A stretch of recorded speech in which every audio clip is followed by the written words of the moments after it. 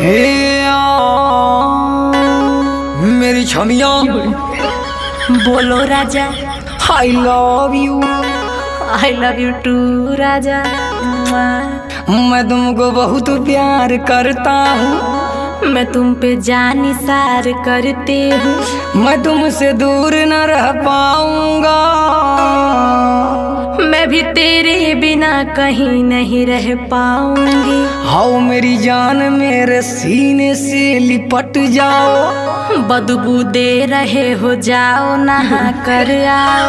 ओ मेरी जानू मेरी सोना मेरी जान जिगर।